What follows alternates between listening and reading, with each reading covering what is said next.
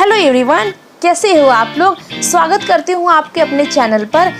तो मुझे उम्मीद है कि आप अपनी पढ़ाई कंटिन्यू कर रहे होंगे और आपको स्क्रीन पर दिख रहा होगा एनसीईआरटी जियोग्राफी क्लास 11th की। यानी हम इस एनसीईआरटी सीरीज़ में क्लास 11th की जियोग्राफी को कंप्लीट करने वाले हैं, जिसमें हम पढ़ेंगे संरचना तथा भू आकृति विज्ञान के बारे में। संरचना तथा भू आकृति विज्ञान यानी हमें फिजिकली यानी भू आकृति विज्ञान हम क्या होता है, जो मॉर्फोलॉजी में हम क्या क्या चीज़ें कंप्लीट करने वाले हैं। यानी पूरे जो भू हमारा ज़मीन है, यानी जो हमारे भारत की ज़मीन है, उसमें क्या क्या चीज़ें हैं, इन सारी चीज़ों के बारे में हम पढ़ने वाले हैं। ठीक है, तो आज हम एक नए अंदाज से पढ़ने वाले हैं, जिससे जियोग्राफी आपको एक ही बार में क्लियर होने वाली है। आज हम सारी चीज़ें मैप में समझने वाले हैं। ठीक है, बिल्कुल कोई भी आपको कॉन्सेप्ट में प्रॉब्लम नहीं आएगी, आपके सारे कॉन्सेप्ट क्लियर होंगे। तो हमारे साथ वीडियो के अंत तक बने रहिए इन सारी चीज़ों को समझने के लिए। चैनल को लाइक करिए, सब्सक्राइब करिए और अपने दोस्तों में ज़रूर शेयर करिए। और सब्सक्राइब सब्सक्राइब करना बिल्कुल मत भूलिएगा, ताकि आपको कोई भी नया वीडियो जब भी हम अपडेट करें तो आपके पास नोटिफिकेशन आ जाए। तो स्टार्ट करते हैं एक नया वीडियो, एक नए अंदाज में, एक नए तरीके से, बिना टाइम वेस्ट किए। तो सबसे पहले भू आकृति का विज्ञान का परिचय यानी मॉर्फोलॉजी, इंट्रोडक्शन ऑफ मॉर्फोलॉजी। ठीक है, भू आकृति विज्ञान का हमें क्या क्या पढ़ना है। इंट्रोडक्शन ऑफ जियोमॉर्फोलॉजी में हमें क्या क्या पढ़ेंगे। जियोमॉर्फोलॉजी में हम भू आकृति विज्ञान शब्द अंग्रेजी भाषा के शब्द जियोमॉर्फोलॉजी का हिंदी पर्याय है। यानी भू आकृति जो विज्ञान है वो अंग्रेजी भाषा शब्द जियोमॉर्फोलॉजी का हिंदी पर्याय है, यानी पर्यायवाची है। सबसे पहले आप सोच रहे होंगे कि हम एनसीईआरटी सीरीज शुरू कर रहे हैं, तो हम इसके बारे में ये क्यों पढ़ रहे हैं। तो सबसे पहले आपको समझना होगा कि भू आकृति विज्ञान होता क्या है। उसके बाद हम एनसीईआरटी सीरीज को चैप्टर स्टार्ट करेंगे। सबसे पहले समझ लीजिए, आपके स्क्रीन पर जो टीचर दिख रही हैं वो आपको समझा रही हैं ग्लोब लेकर कि जियोमॉर्फोलॉजी क्या है। तो आपको ध्यान समझना है और टीचर की बातों को एकदम ध्यान से लेना है और अच्छे से इसको समझना है।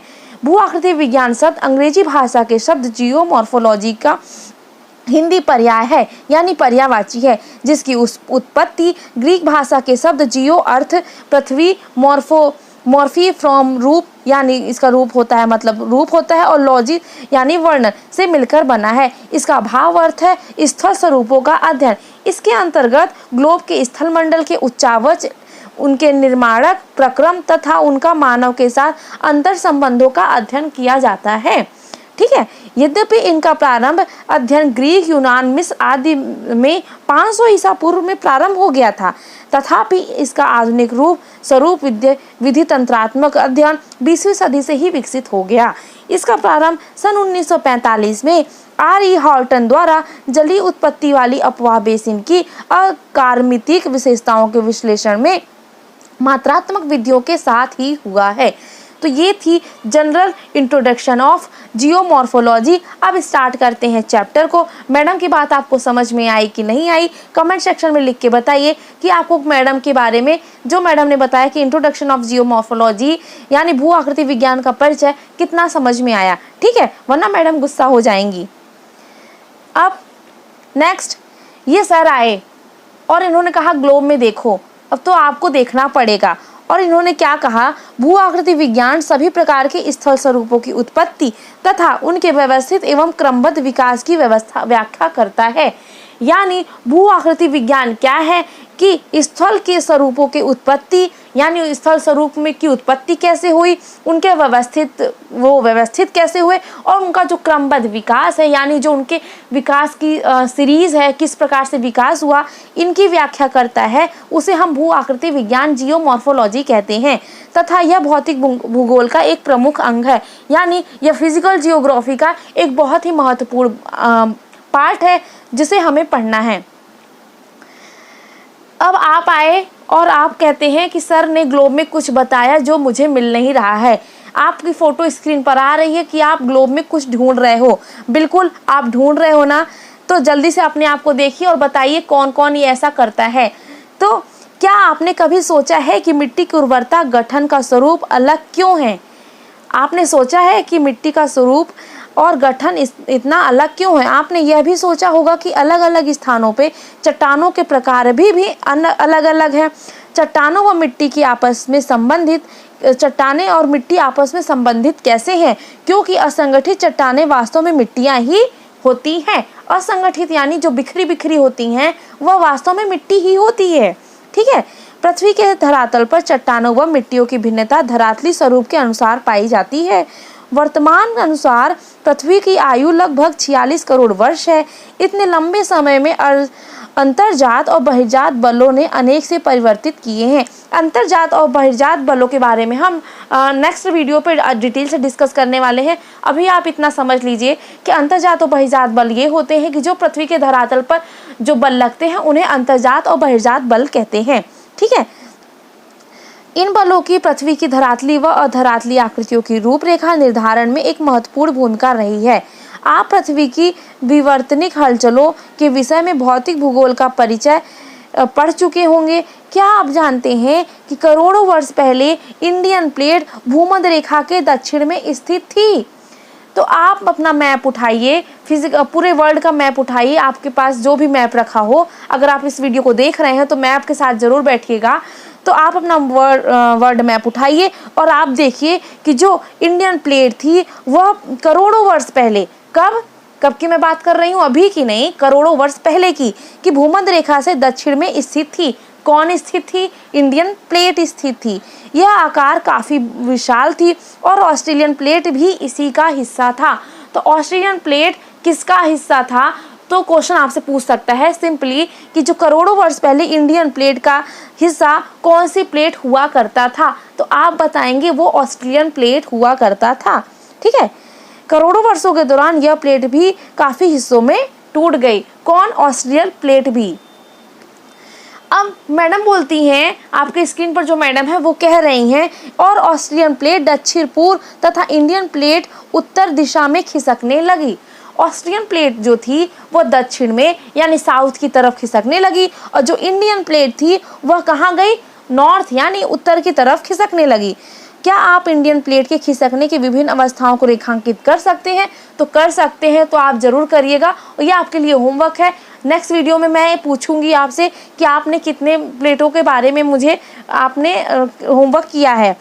इंडियन प्लेट का खिसकना अब भी जारी है। तो आपकी इन्फॉर्मेशन के लिए मैं बता दूं कि जो इंडियन प्लेट है जो कहाँ उत्तर की तरफ खिसक रही थी वह अभी भी खिसकती और निरंतर खिसक रही है। ठीक है। भारतीय उपमहाद्वीप की वर्तमान भूवैज्ञानिक संरचना व इसके विशाल क्रियाशील भू आकृति प्रक्रम मुख्यतः अंतर्जित और बाह्यजित बलों व प्लेट के क्षैतिज संरक्षण के कारण ही होता है। तो जो ये प्लेटों का खिसकना है, इंडियन प्लेट और ऑस्ट्रेलियन प्लेट का जो खिसकना है वह किसके कारण हो रहा है? क्यों हो रहा है? क्यों हो रहा है? क्या कोई खिसका रहा है वहां जाकर? नहीं, वो जो पृथ्वी के धरातल पर जो बहिर्जात और अंतर्जात बल हैं उनके कारण ये प्लेटें अभी भी खिसक रही हैं। ठीक है। मैडम ने ऐसा बोला। ठीक है, समझ लीजिए। अब सर आए और सर बोले मैप खोलो और देखो। तो आपको भी अपना मैप खोलना है। आपके पास वर्ल्ड मैप है, उसको खोलिए और देखिए। सर बोल रहे हैं देखिए, तो आपको भी देखना पड़ेगा। क्या बोल रहे हैं कि भूवैज्ञानिक संरचना व शैल समूह की भिन्नता के आधार पर भारत को 3 भूवैज्ञानिक खंडों में बांटा गया है। तो सर ने बोला कि भूवैज्ञानिक संरचना व शैल समूह के आधार पर भारत को 3 भूखंडों में बांटा गया है। कौन कौन से 3 भूखंड हैं? प्रायद्वीप खंड, हिमालय और अन्य अतिरिक्त प्रायद्वीपीय पर्वतमालाएं, सिंधु गंगा ब्रह्मपुत्र मैदान। तो कौन कौन से 3 भूखंड हैं? प्रायद्वीपीय खंड, हिमालय और अन्य अतिरिक्त पर्वतमालाएं, सिंधु गंगा ब्रह्मपुत्र मैदान। उसमें हम पढ़ने वाले हैं प्रायद्वीपीय खंड के बारे में। प्रायद्वीपीय खंड उत्तरी सीमा कटी फटी है। प्रायद्वीपीय खंड आप अपने बुक में मैप खोलकर बैठिए, वरना आपको कुछ भी नहीं समझ में आने वाला है। तो आप अपने बुक खोलिए और उसमें देखिए जो भारत में प्रायद्वीपीय जो खंड है, यानी जो प्रायद्वीप वाला हिस्सा है, प्रायद्वीपीय जो हिस्सा है हिमालय के नीचे आएगा, वह कटी फिटी, उसकी जो सीमाएं हैं वह उत्तर की तरफ कटी फिटी हैं। जो कच्छ से आरंभ होकर अरावली पहाड़ी के पश्चिम से ती हुई दिल्ली तक और फिर यमुना व गंगा नदी के समानांतर राजमहल की पहाड़ी व गंगा डेल्टा तक जाती है। तो मैप देखिए, और मैंने अभी जितनी जगहों के नाम बताए, जितनी जगहों के बारे में आपको बताया, नाम लिए, उन सभी को मैं मिलाते चलिए और देखिए वो पहाड़ी, वो जो कटी फटी पारदीपी खंड है वो कितना भाग भारत का कवर किए हुए है। इसके अतिरिक्त उत्तर पूर्व में कभी एलोंग व मेघालय का पठार, पश्चिमी में राजस्थान इसी खंड का विस्तार है। तो जो मेघालय का एलोंग पर्वत है और पश्चिम में राजस्थान भी किसका भाग है, वह प्रायद्वीपीय खंड का भाग है। तो क्वेश्चन आपको कभी कभी क्वेश्चन आपको दे सकते हैं कंफ्यूज करने के लिए कि राजस्थान किस खंड का हिस्सा कहलाएगा। तो आप सोचोगे यह उत्तरी तरफ है तो यह हिमालय और अतिरिक्त प्रायद्वीपीय पर्वतमालाओं की तरफ आएगा, या प्रायद्वीपीय खंड में तो यह आपके प्रायद्वीपीय खंड पर आएगा। ठीक है। पश्चिम बंगाल में मालदा भ्रंश, उत्तरी पूर्वी भाग में स्थित मेघालय व कर्बी एलोंग पठार को छोटा नागपुर पठार से अलग करता है।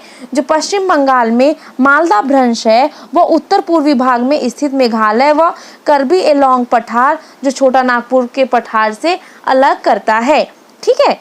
राजस्थान में यह प्रायद्वीपीय खंड मरुस्थल सदृश स्थलाकृतियों से ढका हुआ है। अब जो प्रायद्वीपीय खंड का जो राजस्थान वाला पोर्शन है, राजस्थान वाला हिस्सा है, मैप में देखिए राजस्थान कहाँ पर है, मैं अभी पूछूंगी। राजस्थान के आसपास के राज्य में अभी आपसे क्वेश्चन कर सकती हूँ कि राजस्थान के आसपास के बताइए कौन कौन से राज्य हैं, तो आपको आंसर करना होगा। इसलिए जल्दी आप मैप खोल कर बैठिए और देखिए राजस्थान वाला पोर्शन, वहां पर जो मरुस्थल है, मरुस्थलकृत स्थलाकृतियां होती हैं, वह प्रायद्वीपीय खंड के अंतर्गत आएंगी। समझ में आई बात इतनी। अब प्रायद्वीपीय मुख्यतः प्राचीन नाइस ग्रेनाइट से बना होता है। प्रायद्वीपीय किन चट्टानों से बना होता है, तो प्रायद्वीपीय प्राचीन नाइस व ग्रेनाइट से बना होता है। कैरिबियन कल्प से यह भूखंड एक कठोर खंड के रूप में खड़ा है, यानी यह जो प्रायद्वीपीय खंड है एक कठोर भूखंड के रूप में स्थित है। अपवाद स्वरूप पश्चिमी तट समुद्र से डूबा होने के और कुछ हिस्से विवर्तनिक क्रियाओं से परिवर्तित होने के उपरांत भी इस भूखंड के वास्तविक आधार तल पर प्रभाव नहीं पड़ता। इंडो ऑस्ट्रेलियन प्लेट का हिस्सा होने के कारण यह ऊर्ध्वाधर हलचलों व खंड भ्रंशों से घिरा हुआ रहता है। ठीक है। अब आपने इतनी सारी चीजें पढ़ी और आप ग्लोब लेकर बैठ गए। आपकी जिस प्रकार से ये स्क्रीन पर आपके सामने ये जो लड़का है वह ग्लोब को बस घुमाया जा रहा है, तो क्या आप भी इसी तरह ग्लोब घुमा रहे हैं? ऐसा नहीं करना। मैं आपको पढ़ा रही हूँ और आपको सारी चीजें बननी चाहिए, इसके जैसा नहीं बनना है। ये बस ग्लोब घुमाया जा रहा है, तो बताइए कितने लोग इसके जैसे कर रहे हैं? वो बिल्कुल ऐसा ना करें। पढ़ा रही हूँ जो मैं, उसको ध्यान से समझें। आपको यहाँ पर कोई भी इंटरटेनमेंट नहीं करना है। ठीक है। अब ऐसा कितने लोग कर रहे हैं जो ऐसा ये लड़की आपकी स्क्रीन पर कर रही है? तो बिल्कुल ऐसा मत करिए। आप पढ़ाई करिए, ग्लोब को इस तरह खेलने में यूज मत करिए। नर्मदा, ताप्ती और महानदी की रिफ्ट घाटियां और सतपुड़ा ब्लॉक पर्वत इसके उदाहरण हैं। किसके? प्रायद्वीपीय खंड के उदाहरण हैं। कौन कौन? नर्मदा, ताप्ती, महानदी, ये जो रिफ्ट घाटियां हैं और सतपुड़ा ब्लॉक पर्वत है, यह किसका उदाहरण है? यह प्रायद्वीपीय खंड का उदाहरण है। प्रायद्वीप में मुख्यतः अवशिष्ट पहाड़ियों शामिल हैं। प्रायद्वीप में मुख्यतः कौन सी पहाड़ियां शामिल होती हैं? तो अवशिष्ट पहाड़ियां शामिल होती हैं, जैसे अरावली, नल्लामाला, जावदी, वेलिकोंडा, पालकोंडा श्रेणी और महेंद्रगिरी पहाड़ियां आती हैं। तो प्रायद्वीपीय खंड में कौन कौन सी पहाड़ियां आती हैं आपसे क्वेश्चन पूछ सकता है। तो कौन कौन सी आएंगी? अरावली आएगी, नल्लामाला आएगी, जावादी आएगी, वेलिकोंडा आएगी, पालकोंडा श्रेणी आएगी और महेंद्रगिरी की पहाड़ियां आएंगी। यहाँ की नदी घाटियाँ उथली और उनकी प्रवणता भी कम होती है। अब प्रायद्वीपीय खंड की जो नदियाँ होती हैं, उनकी जो नदियों का जो गुण होता है, जो उनका प्रभाव होता है, यानी यहाँ की जो नदियों को स्वरूप होता है, वह नदियाँ कैसी होती हैं? तो वह उथली होती हैं और उनकी प्रवणता कम होती है। ठीक है। क्या आप हिमालय से निकलने वाली और प्रायद्वीपीय नदियों की प्रवणता ज्ञात करके तुलना कर सकते हैं? तो आप सभी के लिए एक होमवर्क है, जितनी भी नदियां हिमालय से निकलती हैं आप उनके नाम याद करोगे, और जितनी भी नदियां प्रायद्वीप खंड में बहती हैं आप उनके नाम याद करोगे।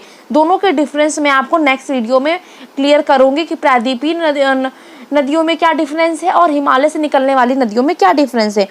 पूर्व की ओर बहने वाली अधिकांश नदी बंगाल की खाड़ी में गिरने से पहले डेल्टा का निर्माण करती है। अब आप सोचेंगे डेल्टा क्या है?